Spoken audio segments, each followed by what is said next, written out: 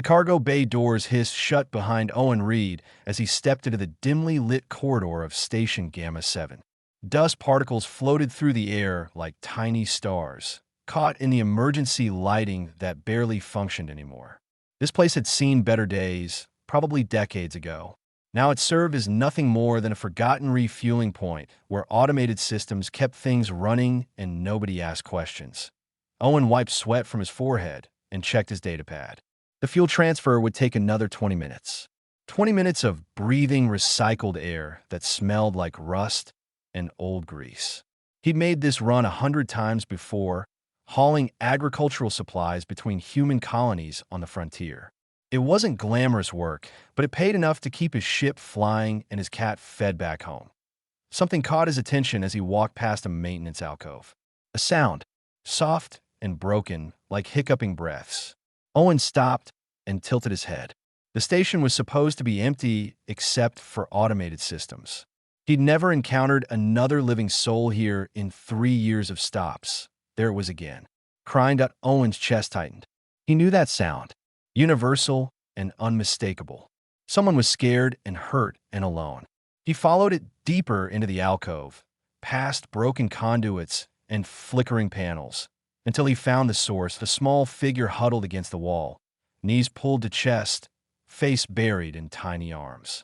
Blue skin shimmered in the low light, marked with silver patterns that looked like circuit traces running along exposed arms and neck. The child couldn't have been more than 4 feet tall. Definitely not human, but definitely a child. Owen crouched down about 6 feet away, not wanting to startle whoever this was. The crying continued, desperate and exhausted, like someone who'd been at it for hours. "Hey there," Owen said softly. "You okay?" The crying stopped. The small head lifted, revealing large eyes that reflected light like mirrors. Tear tracks stained the blue cheeks. The child's mouth moved, words spilling out in a language that sounded like bells and wind chimes. But Owen's translator chip buzzed with static. Something was broken. The child saw Owen and pressed harder against the wall, terror replacing sadness in those mirror eyes. "Whoa, easy." Owen held up both hands, palms out. "I'm not going to hurt you. Promise." He kept his voice level and calm, the same tone he used when his neighbor's dog got spooked by thunder. "You're safe now." More alien words, faster this time. Panicked. The translator kept failing, only catching fragments. Lost. Alone. They left. Owen reached slowly into his jacket pocket. The child flinched, pulling into an even tighter ball. Owen withdrew his hand, just as slowly, showing the battered metal thermos he always carried. He unscrewed the cap, and the smell of hot chocolate filled the corridor. Real earth cocoa, expensive this far from home, but worth every credit. "Here," Owen said, sliding the thermos across the floor. It stopped about 3 feet from the child. "It's chocolate. Sweet. Warm. Good stuff." The child stared at the thermos like it might explode. Owen settled himself more comfortably on the floor, leaning back against the opposite wall. He took a deep breath and started talking, keeping his voice steady and low. "So I'm hauling soybeans to Delta Colony," he said conversationally. "Exciting, right? Nothing says adventure like legumes in cargo containers. My ship's called the Steady Hand. She's old and cranky, but reliable. Kind of like me, actually." He kept talking. Nonsense mostly. About his route, about the weird noise his engine made that he could never quite fix, about how he missed his cat. The child watched him with those huge mirror eyes, slowly uncurling, just a fraction. "The thing about chocolate," Owen continued, "is that it makes everything a little better. Won't solve your problems, but it helps you face them. My mom used to say that. She made the best hot chocolate in 3-star systems." Minutes passed. The crying had stopped completely now. The child reached out one small hand, hesitating, then grabbed the thermos and pulled it back quickly. A tiny sip, then another. The tension in those narrow shoulders eased just slightly. The translator chip buzzed and suddenly cleared. "Thank you," came a small voice, barely above a whisper. "You're welcome." Owen smiled. "I'm Owen. What's your name?" "Davrin." The child took another sip of chocolate. "I'm lost. Where are your parents?" "Your family." Davrin's eyes filled with tears again. They left me here. It's the test. I'm supposed to survive alone. But I got scared and I cried, and I'm weak and they won't want me anymore. Owen felt anger rise in his chest, hot and immediate. What kind of people abandoned a child as a test? He pushed the anger down. This kid didn't need his rage right now. Listen to me, Davrin, Owen said firmly. Crying doesn't make you weak. Being scared doesn't make you weak. You know what takes real strength? Admitting when you need help. That's the bravest thing anyone can do. Davrin looked at him with confusion, like Owen had just said the sky was green. How long have you been here alone? Owen asked gently. I don't know. Hours. Many hours. Cold and dark, and nobody came. Davrin's voice cracked. Nobody was supposed to come. That's the rule. Well, I'm here now, Owen said. He stood up slowly, not making any sudden moves. And here's what I think. No kid should be alone and scared. I don't care what the rules say. So how about you come with me until we figure this out? My ship's got heat and food, and it's a lot more comfortable than this dump. Davrin stared at him for a long moment. You would do that? Take me with you? Even though you don't know me? Yeah, kid. I would. Why? Owen thought about it. Because it's the right thing to do. Because you need help. Because somewhere out there, someone probably misses you and wants you home safe. And because nobody should have to face scary things alone. Davrin stood on shaky legs, still clutching the thermos. He was so small and young and utterly lost. He took one tentative step toward Owen, then another. Okay, Davrin whispered. Okay. Owen extended his hand. After a moment, Davrin took it. His grip was surprisingly strong. They walked back through the corridors together toward Owen's ship. Behind them, unnoticed in the station's sensor logs, a massive vessel dropped out of hyperspace nearby. Its scanners swept the area, searching, but by the time the signal reached Gamma 7, the steady hand had already fired its engines and jumped to faster-than-light travel. The lost prince was gone, carried into the unknown by a simple human who'd done nothing more complicated than share his hot chocolate with a crying child. Empress Talira's fingers gripped the armrests of the eternal throne so hard her knuckles turned pale against her blue skin. The silver markings along her neck pulsed with barely controlled fury as she stared at High Commander Brandt standing before her. The throne room had fallen silent. Every courtier, every guard, every advisor held their breath. Say that again. Talira's voice was ice. Brandt swallowed hard. His ceremonial armor suddenly felt too tight. Prince Davrin has disappeared, Your Majesty. An unknown vessel took him from Station Gamma 7 approximately 6 hours ago. We detected the departure on our monitoring sweep, but were too late to intercept. The throne room erupted. Voices overlapped in shock and outrage. Talira raised one hand, and silence fell like a hammer. She descended from the throne, each step deliberate and dangerous. She stopped inches from Brandt's face. My son was undergoing the ordeal of isolation, the most sacred tradition of our people. The test that proves royal blood is worthy to rule. Her voice never rose above conversational, which made it more terrifying. And you're telling me some random ship just took him? Took the heir to the Solmari Empire? Yes, Your Majesty. We're investigating how the vessel knew he was there. Our working theory is that the prince activated his emergency beacon, which is forbidden during the ordeal. Someone must have responded.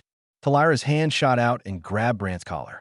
For a moment, everyone thought she might kill him right there. Instead, she leaned close and whispered something only he could hear. Brandt's face went gray. She released him and turned to address the court. The prince continues his ordeal. This information does not leave this room. Anyone who speaks of this will lose their tongue first and their life second. Is that clear? A chorus of affirmations echoed through the chamber. Talira climbed back to her throne and sat with perfect posture, the image of control. Only those who knew her well could see the mother's terror hiding beneath the Empress's mask. Commander Brandt will lead a discreet search. You have 1 week. Dismissed. The throne room emptied quickly, leaving only Talira and her closest advisor, an elderly Solmari named Revan. He approached the throne carefully. The boy broke the rules if he used his beacon, Revan said quietly. By tradition, that means automatic failure. Automatic disqualification from succession. I know the law, Revan. I wrote half of it. Talira rubbed her temples. What would you have me do? Declare my son unfit and execute some stranger for the crime of responding to a distress call? That is precisely what tradition demands, Your Majesty. Tradition, Talira spat the word like poison. Do you know what I remember about my ordeal, Revan? I remember being 7 years old and convinced I would die. I remember calling for my mother and hearing nothing but silence. I remember learning that nobody would help me because helping was forbidden. Revan said nothing. There was nothing to say. Every royal had endured the ordeal. Every royal carried those scars. I hated it then, and I hate it now, Talira continued. But I enforced it because that's what empresses do. We preserve tradition, even when tradition is cruel. Even when it breaks children to prove they're strong enough not to break. Then what will you do? Find my son. Bring him home. Deal with the consequences after. She looked at Revan with haunted eyes. And pray to whatever gods might listen that he's not too damaged by whoever took him. Across the galaxy, aboard the Steady Hand, Owen was teaching Davrin how to make grilled cheese sandwiches. The prince watched with fascination as Owen demonstrated the proper bread-to-cheese ratio and the ideal level of butter on the pan. This was perhaps the most important skill anyone had ever taught him. See, the key is patience, Owen explained, flipping the sandwich with practiced ease. Too much heat, and you burn the outside while the inside stays cold. Too little and it gets soggy. You want that perfect golden brown. This is how humans teach children, Davrin asked, perched on a stool that was slightly too tall for him. Through food preparation, some of the best lessons happen in kitchens. Owen said, my mom taught me math by doubling recipes. Taught me chemistry by explaining why baking soda makes things fluffy. Taught me patience by making me wait for cookies to cool before eating them. He slid the perfect sandwich onto a plate and handed it to Davrin. Besides, everyone should know how to feed themselves. Davrin bit into the sandwich and his mirror eyes widened. This is wonderful, right? Humans figured out cheese and bread thousands of years ago, and we've been obsessed ever since. Owen started making a second sandwich for himself. So, tell me about your home. What's it like on your planet? Davrin's expression clouded. Beautiful. Huge. 3 moons and crystal cities and oceans that glow at night. But also strict. Everything is rules. Everything has traditions. Being royal means following more rules than anyone else. Is that why they left you at the station? Some kind of rule. The ordeal of isolation. Every royal must complete it or they cannot rule. We're taken to a remote location and left alone for 3 days with no supplies, no help, no contact. We survive or we fail. Those who fail are not fit to lead. Owen set down his spatula. That's barbaric. That's tradition. Tradition can be wrong, Davrin. The prince looked at him with those 2 old eyes. If I fail, I shame my family. I shame my mother. She's the empress of the entire Solmari Empire. Billions of people across hundreds of worlds. And I couldn't even last 1 day alone without crying like a baby. You're not a baby. You're a kid. Kids cry. Adults cry too when things are hard. There's no shame in having feelings. In my culture, there is. Davrin pushed the sandwich around his plate. Solmari royals are supposed to be unbreakable. Strong. Fearless. I'm none of those things. I got scared when the lights went out. I got lonely when nobody came. I cried until I had no tears left. He looked up at Owen. Do you think I'm weak? Owen pulled up a stool and sat across from Davrin. I think you're honest. I think admitting fear is harder than hiding it. And I think whoever designed a test that traumatizes children doesn't understand what strength really means. What does it mean to you? Strength means showing up when things are hard. Means choosing to be kind when being cruel is easier. Means asking for help when you need it instead of suffering alone out of pride. Owen took a bite of his sandwich. You called for help when you needed it. That took guts. My people would say that made me a coward. Then maybe your people need to update their definitions. They ate in comfortable silence for a while. Davrin seemed to relax, slightly, the tension leaving his shoulders. He looked around the ship's small galley, taking in the worn but clean surfaces, the family photos stuck to the wall, the coffee maker that had been repaired so many times it was more tape than machine. Owen, what happens when they find us? My mother will send ships. Lots of ships. The entire fleet, if necessary. Owen had been thinking about this since they left the station. Then we deal with it. Together. But until then, you're safe here. Nobody's testing you. Nobody's judging you. You could just be a kid for a while. I don't know how to just be a kid. I've been training to rule since I could walk. Lucky for you. I'm an expert at not being particularly impressive. Owen grinned. Lesson 1. Card games. Absolutely essential life skill. Ever played poker? Davern shook his head. Oh, we're definitely fixing that. They spent the next few hours playing cards, Owen explaining the rules with theatrical seriousness. Davern lost every hand, but laughed more than he'd probably laughed in years. For a brief moment, he forgot about ordeals and empires and expectations in the depths of space. High Commander Brandt's search fleet deployed across 3 sectors. They had a description of a human vessel now.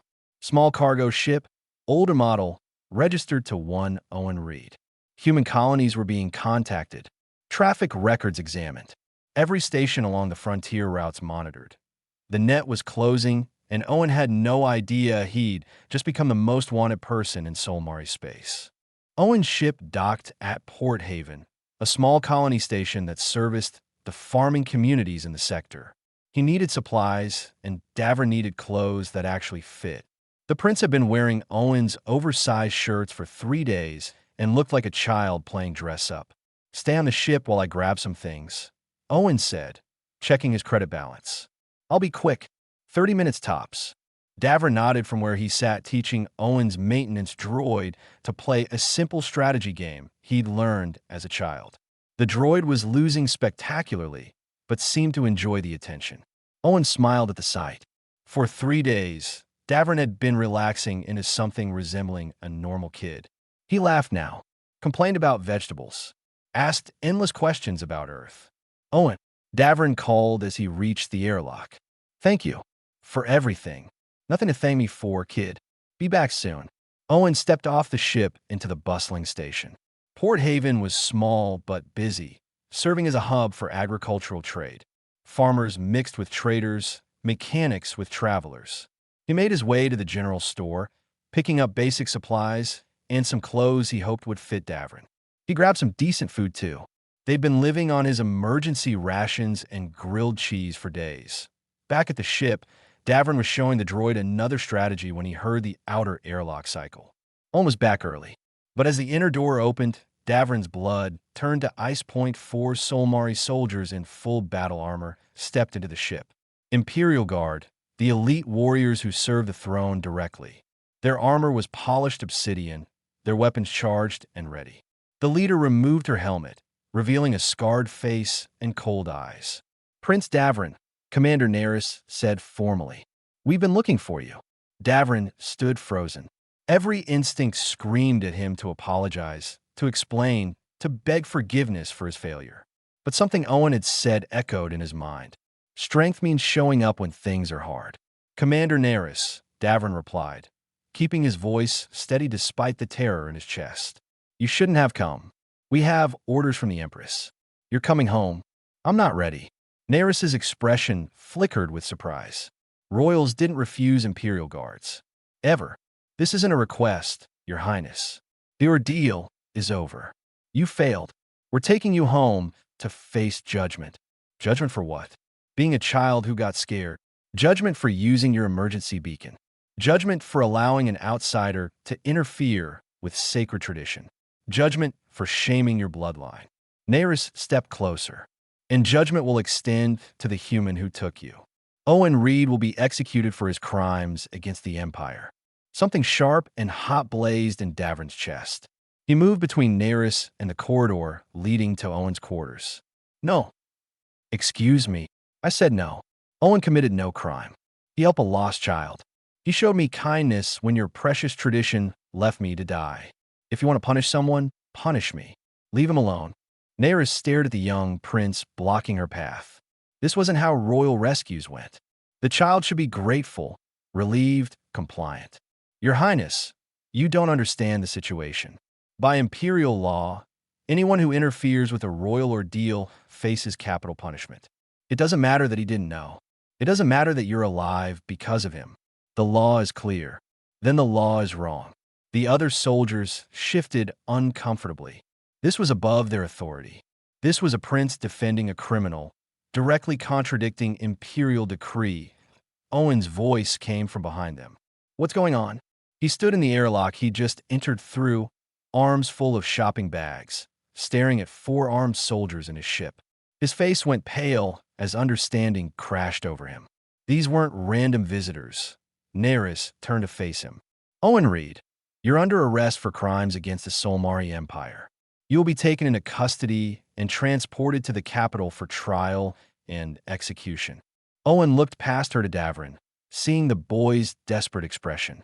He understood immediately. This was about the ordeal. This was about tradition.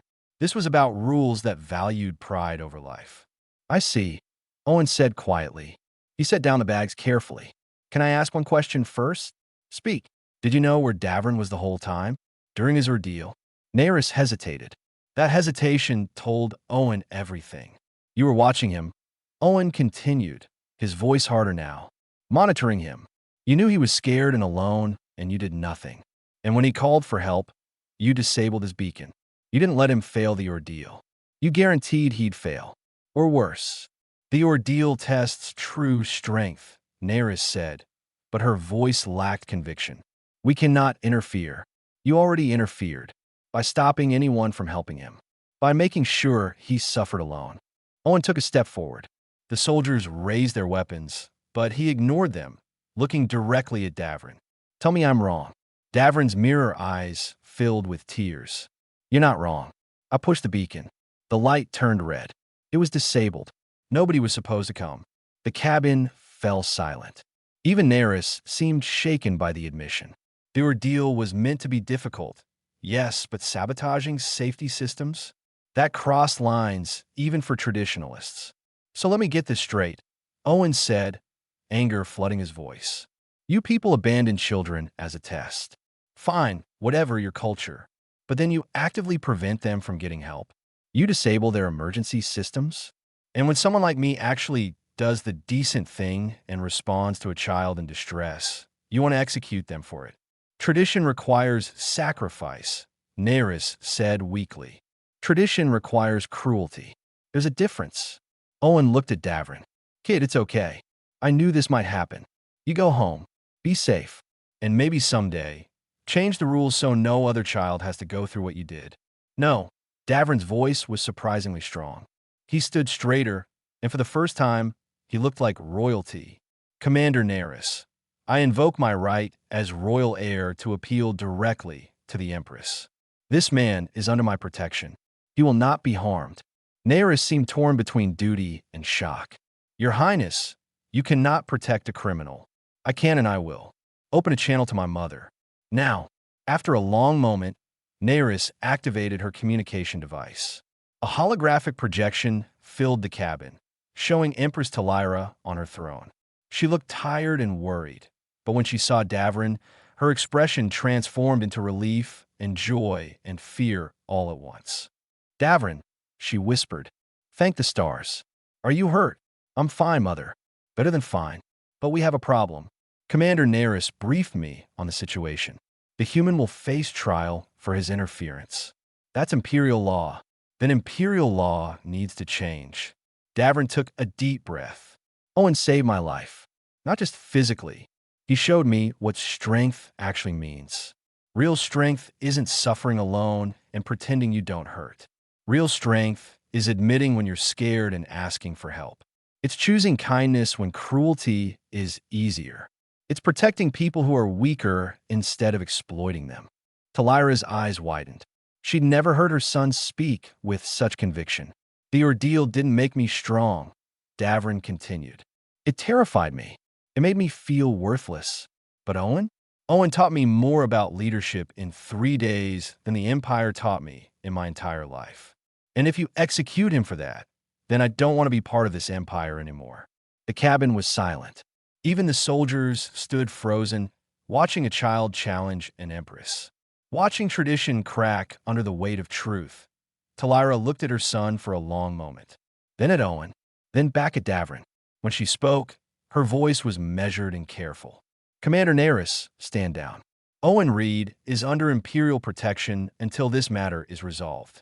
Bring them both to Solmar Prime. The Council will decide. Your Majesty, this violates. I know what it violates. Do it anyway. The hologram flickered out. Naris looked at Owen and Davrin with an expression that might have been respect. You heard the Empress. Pack your things. We leave in 1 hour. As the soldiers filed out to give them privacy, Davrin threw his arms around Owen. I'm scared, he whispered. Owen hugged him back. Me too, kid. But we'll face it together. The throne room stretched impossibly large before Owen, designed to make anyone standing at its center feel small and insignificant. It was working. Crystalline walls rose hundreds of feet, carved with the history of the Solmari Empire in flowing script. Thousands of courtiers filled the observation galleries, their whispers echoing like wind through caves. Guards lined every wall, their armor polished to mirror brightness. Owen stood in the center of it all, wearing his cargo hauler's jacket because it was the nicest thing he owned. He looked ridiculous and knew it. A working-class human surrounded by alien royalty and their glittering court. Every eye in the room judged him, found him wanting.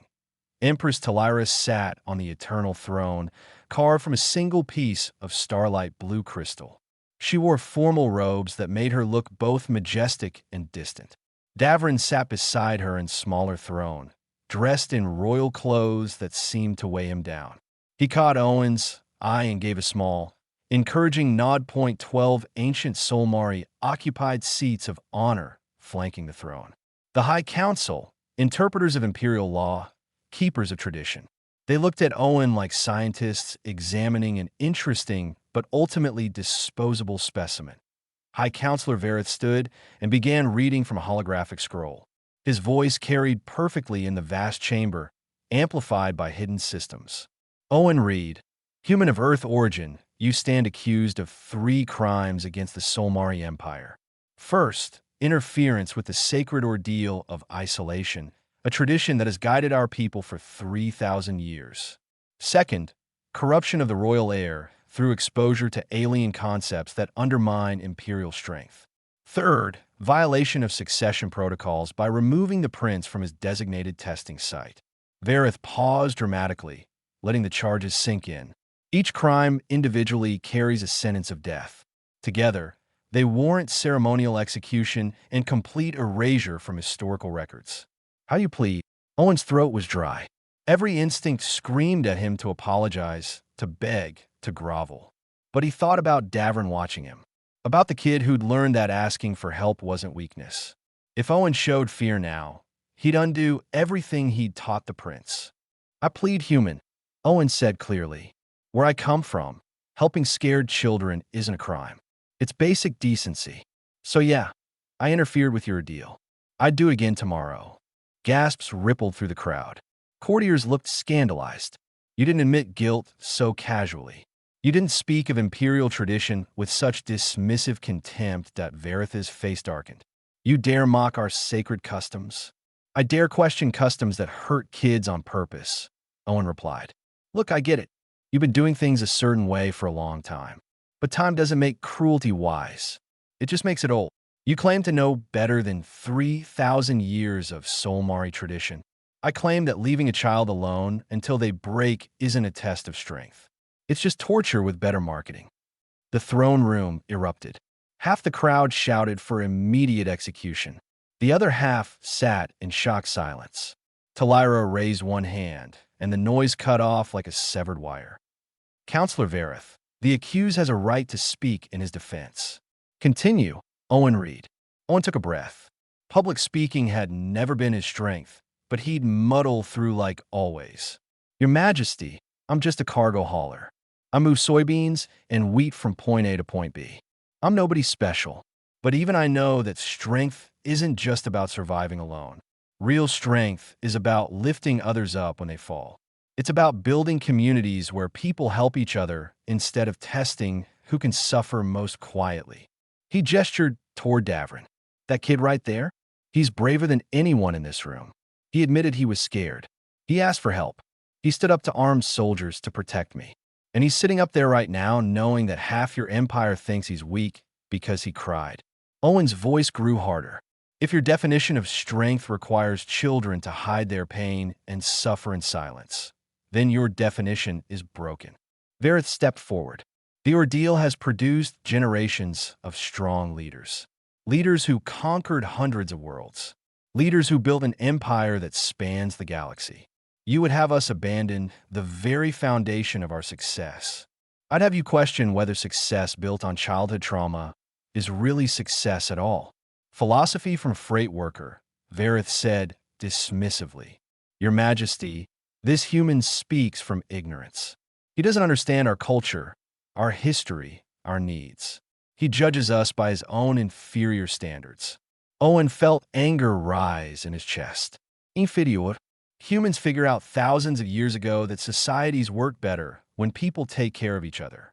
We build schools and hospitals and support systems because we learn that helping the vulnerable makes everyone stronger. Is that inferior to abandoning children on purpose? Humans are weak. Your empires crumble. Your worlds squabble.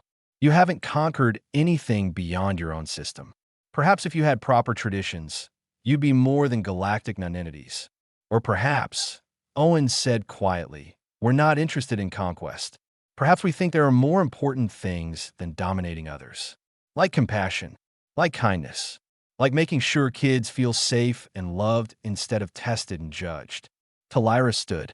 The room fell silent instantly. She descended from the throne and walked toward Owen. Every step echoed. She stopped a few feet away, studying his face with those mirror eyes that looked so much like her son's. Do you believe our empire is evil? Owen Reed. Owen met her gaze. No, Your Majesty. I think you're scared. I think you've built everything on a foundation of proving strength through pain. And now you're so invested in that foundation that you can't admit it might be cracked. Davrin threatens that foundation because he survived through connection instead of isolation. He proved there's another way. And that terrifies you. Talira's expression flickered with something that might have been recognition. She turned to address the court. The human speaks harsh truths, but perhaps truths we needed to hear. My son was left alone on that station for 6 hours before Owen Reed found him. 6 hours of terror for a child barely old enough to understand why he'd been abandoned. The ordeal was supposed to make him strong. Instead, it nearly broke him. She looked at Davrin, and for a moment, she wasn't an empress. She was just a mother. I underwent the ordeal when I was 7. I nearly died. I spent years convincing myself it made me stronger, but truthfully, it just taught me to hide my pain and never ask for help. I've ruled with that lesson my entire life, and I'm only now realizing what it cost me. Vareth looked furious. Your Majesty, you cannot question the ordeal before the entire court.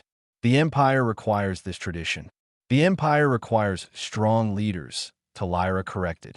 But perhaps we've been defining strength wrong. She returned to her throne and sat with the weight of decision on her shoulders.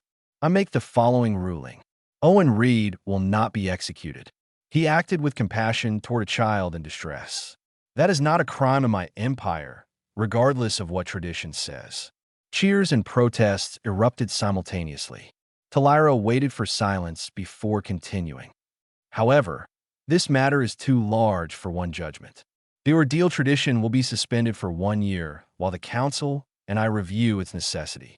We will seek input from across the Empire, from parents and children, from psychologists and historians. At the end of that year, we will decide whether to continue, modify, or abolish the practice. Vareth's face went rigid with rage. This is unprecedented, improper. You cannot simply pause tradition. I am Empress. I can do what I believe serves the Empire best. And right now, I believe the Empire needs to question whether we've confused strength with cruelty for far too long. She looked at Owen. You will remain on Solmar Prime as cultural ambassador and as Davrin's guardian. My son has learned valuable lessons from you. Perhaps we all have something to learn from human perspectives on compassion. Owen's legs felt weak with relief. He wasn't going to die. He'd somehow survived challenging an empire and lived to tell the tale But Vareth wasn't finished. Your Majesty, if you pursue this course, you will split the Empire. Many systems will not accept the suspension of sacred tradition. There will be consequences. I'm aware, Talira said coldly. But I'd rather face a split empire than continue breaking children to prove a point. This audience is concluded. As the throne room emptied, Owen caught Davrin's eye. The prince smiled, wider and freer than Owen had ever seen. They'd won. Not everything, not permanently, but enough. For now, enough. 6 months passed like water through cupped hands. Owen adapted to palace life the way a fish adapts to air, which is to say badly, but with determination. He refused the fancy quarters they offered, choosing instead a small room near Davrin's that reminded him of his ship's cabin. He wore his cargo hauler's jacket to formal dinners because it felt honest. The courtiers hated him. The younger Solmari found him fascinating. Davrin changed most of all. The frightened child from the station transformed into something brighter and more confident. He still had nightmares sometimes, still flinched at loud noises, but he laughed freely now. He asked questions. He challenged traditions in council meetings with logic that made ancient advisors sputter. Owen had never been prouder of anyone. But outside the palace walls, the Empire fractured 0.5-star systems declared independence, led by Vareth and other traditionalist counselors who'd resigned in protest. They called themselves the true Solmari Empire and published manifestos denouncing Talira as weak and corrupted by human influence. They reinstated the ordeal in their territories, making it even harsher to prove their commitment. 3 children died in the first month. Owen couldn't sleep anymore. Each report felt like a knife between his ribs. He'd stand on his balcony at night, watching Solmar Prime's 3 moons and wondering if helping one child had doomed dozens of others. Talira found in there one night, wrapped in blankets against the cold. Blaming yourself accomplishes nothing, she said, joining him at the railing. 3 kids are dead because I challenged your traditions. 3 kids are dead because people chose cruelty over change. That's not your fault, Owen. That's ours for building a culture where torture was tradition. She stared at the moons. I should have changed this years ago. Decades ago. I was just too afraid of losing power. And now I'm more afraid of what kind of empire I'd be ruling if I let fear stop me from doing what's right. She glanced at him. Davrin wants to propose new education reforms tomorrow in council. Schools that teach cooperation alongside competition. Support systems for families. Mental health resources. The old guard will hate it. The old guard hates everything that isn't 3,000 years old. But the young ones? They're listening. Change is slow, Owen, but it's happening. A week later, Owen was working in the palace archives, researching human psychological development to help Davrin with his proposals. The archives were massive, filled with ancient texts and holographic records. He was alone except for the automated system's 0.3 figures in palace guard uniforms appeared at the entrance. Owen looked up and smiled. Evening. Can I help you find something? They drew weapons. Owen's smile died. These weren't guards. Guards didn't move with that predatory silence. Guards didn't carry illegal plasma cutters designed to cause maximum pain. Owen Reed, the leader said through a voice modulator. The human corruption. You've poisoned our empire. You've turned our prince into a weakling. You've destroyed our traditions. Now you'll pay. Owen backed away slowly, hands raised. Look, we can talk about this. I understand you're upset, but no talking. No mercy. Just cleansing. They advanced. Owen grabbed the nearest heavy object, an ancient data crystal case, and threw it. It bounced harmlessly off armored chest plate. He ran. The archives were a maze of corridors and chambers, but Owen knew them well now. He ducked through narrow passages, using his smaller size to advantage. Plasma fires scorched the walls behind him. They weren't trying to kill him quickly. They were hurting him somewhere private where they could take their time. Owen's mind raced. He had no weapon, no way to call for help in the shielded archives. He was going to die here, and Davrin would blame himself, and everything they'd worked for would collapse. He burst into a large reading chamber and found himself trapped. 3 exits, all blocked by assassins now. They closed in slowly, savoring his fear. Any last words? Corruption? The leader asked. Owen thought about Davrin, about Talira, about 3 dead children he'd never met. Yeah, you think killing me changes anything? You think it proves your way is right? All it proves is that you're too scared to consider you might be wrong. We're not scared of anything, human. Then why do you need to hurt children to feel strong? The leader raised the plasma cutter. Owen closed his eyes. Plasma fire roared, but the pain never came. Owen opened his eyes to see the leader staggering backward, a smoking hole in his armor. Davrin stood in the doorway, holding a guard's plasma rifle that looked too big for his small frame. His hand shook, but his aim was steady. "Get away from him," Davrin said, his voice cracking with adrenaline and terror. The other 2 assassins turned toward the prince. Behind Davrin, palace guards poured into the chamber, weapons raised. The assassins realized they were trapped, outnumbered. They dropped their weapons and surrendered. A.S. guards secured the assassins. Davrin dropped the rifle and ran to Owen. His hands moved over Owen frantically, checking for injuries. "Are you hurt? Did they hurt you?" "I heard the alarms and I ran, and I'm okay, kid. I am okay." Owen hugged him tight, feeling the boy shake. "You saved my life. I was so scared. I thought I'd be too late. I thought—" Davrin couldn't finish. He just held on to Owen like a lifeline. Talira arrived minutes later with a full security detail. She took in the scene, her face a mask of controlled fury. She approached Owen and Davrin, kneeling to their level. "I'm sorry," she said quietly. "I thought palace security was absolute. I was wrong. This shouldn't have happened. It's not your fault," Owen said. "You can't control everyone. I can try harder." She touched Davrin's shoulder. "You were very brave and very foolish. You could have been killed. I couldn't let them hurt Owen. Davrin struggled for words.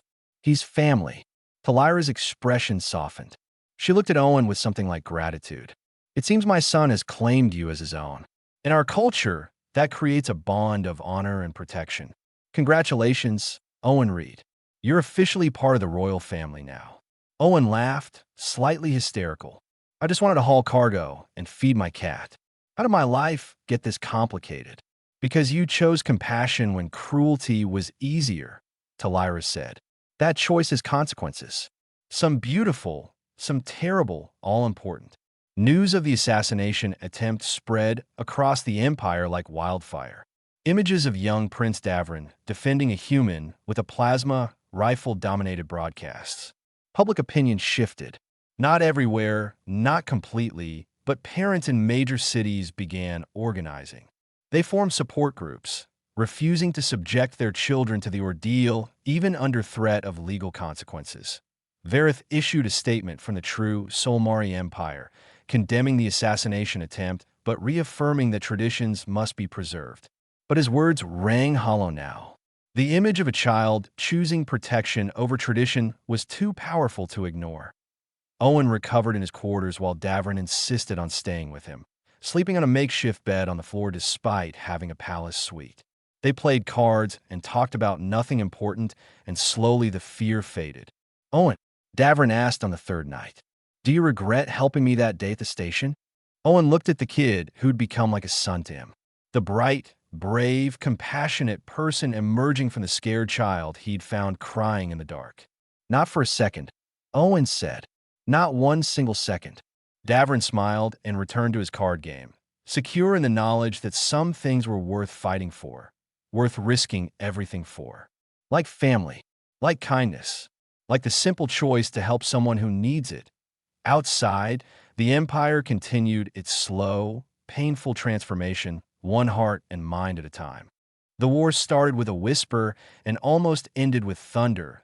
Varith's true Solmari Empire assembled 200 warships at the border of Loyalist space. Intelligence reports flooded Talira's command center with details of the coming attack.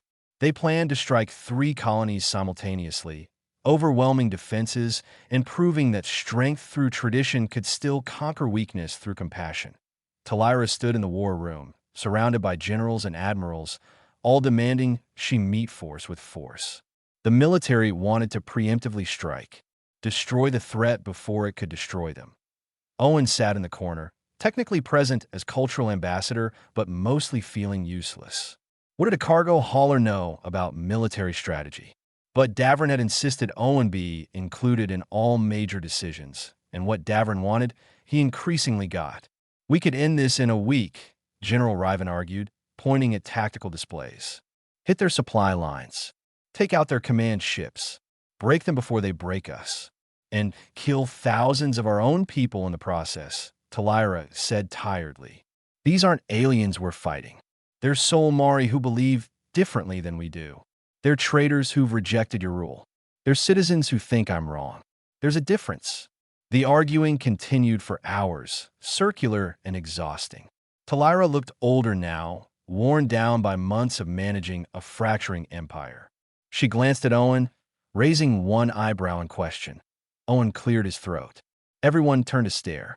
He immediately regretted speaking up. I'm just thinking, Owen said hesitantly, that maybe there's a different approach. Instead of fighting, what if we talk to them? Not to the leaders, to the soldiers, the people who'd actually be doing the fighting. Talk. Riven looked incredulous. They're preparing to attack us, and you suggest conversation? I suggest giving them a reason not to attack. Look, those soldiers probably have families. Kids. They're fighting for what they believe is right. Same as you. But what if we showed them there's another option? What if we gave them a choice? You can't negotiate with fanatics, another general said. Maybe not with Vareth, Owen agreed. But the soldiers aren't all fanatics. Some of them are just scared people following orders. Scared people can change their minds if you give them a reason to. Talira studied Owen with thoughtful eyes. What exactly are you proposing? Let Davern speak to them. Broadcast his story to every ship in that fleet. No propaganda. No manipulation. Just truth. Let them hear from the kid. They're supposedly fighting to protect how the ordeal actually felt. How Owen helped him. How the Empire could be different. Then give them a choice. Join us in building something better, or stay with Vareth and keep doing things the old way. That's insane, Riven said. We'd be showing weakness right before battle, or showing strength in a way they don't expect. Owen countered. What's stronger? Killing people who disagree with you, or convincing them you might be right? Talira made her decision. Prepare the broadcast. We transmit in 2 hours. Davern stood before the cameras, dressed not in royal finery, but in simple clothes. He looked younger than his years, but spoke with conviction earned through pain. My name is Davern, Prince of the Solmari Empire. Many of you are preparing to fight and possibly die in my name, to preserve traditions you believe I betrayed. So I want to tell you exactly what happened, in my own words, with no filters. He described the ordeal, the terror of being abandoned, the crushing loneliness, the certainty that nobody cared if he lived or died. He described pushing the emergency beacon and watching it turn red, disabled by his own people. He described crying until he had no tears left. I thought I was weak, Davern continued. I thought failure made me unworthy. But then a human cargo hauler named Owen Reed found me. He didn't know who I was. He just saw a scared child and decided that was enough reason to help. He shared his food, listened to my fears, taught me that asking for help isn't weakness. It's wisdom. The broadcast reached every ship in both fleets. Soldiers watched on their private screens. Families watched at home across the Empire. The galaxy held its breath. The ordeal was supposed to make me strong by breaking me. Owen made me strong by showing me kindness. And now I have to ask you all a question. What kind of empire do you want to build? One where children suffer alone to prove they're worthy? Or one where we help each other and become stronger together? He paused, choosing his next words carefully. If you fight tomorrow, you'll be fighting for the right to keep traumatizing children. Is that really worth dying for? Is that really worth killing for? Because I don't think it is. I think we can be better. I think we can evolve.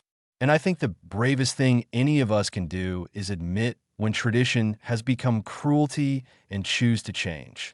Davern looked directly into the camera. So, I'm asking you to come home. No punishment. No scam. No judgment. Just family trying to figure out a better way forward. We need you. The Empire needs you. Come home and help us build something worthy of your loyalty. The broadcast ended. Silence filled the war room. For 10 minutes, nothing happened. Then the sensors detected movement in the enemy fleet. One ship powered down weapons. Then another. Then 10 more. Ships began breaking formation. Not all of them. Not even most at first. But a steady stream of vessels broadcasting stand-down codes and requesting permission to cross into loyalist space. Soldiers choosing compassion over conflict.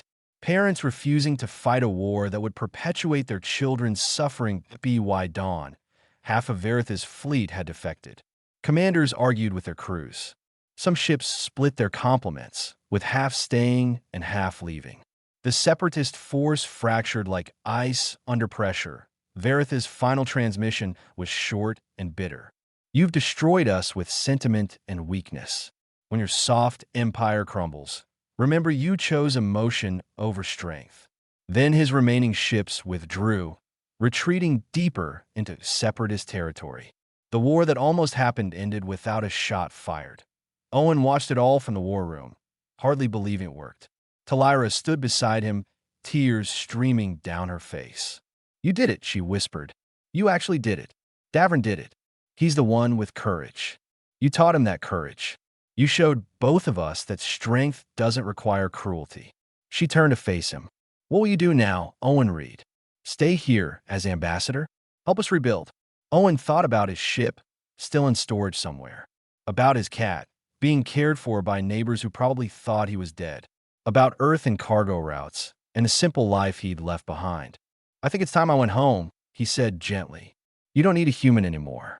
You need to figure out what kind of Solmari you want to be. That's your journey, not mine." Davern appeared in the doorway, having heard everything. "You're leaving? I've got a ship that needs flying and a cat that definitely hates me now." Owen knelt to Davern's level.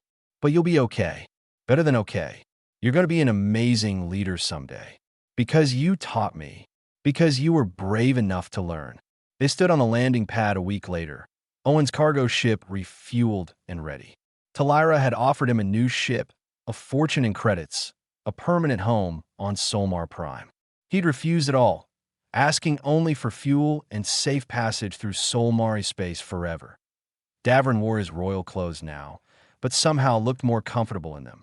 He'd grown in the past year, taller and stronger and more confident. But his eyes still held that mirror-bright compassion that had survived the ordeal and blossomed under kindness. "I'm going to change things," Davern promised. "No more ordeal.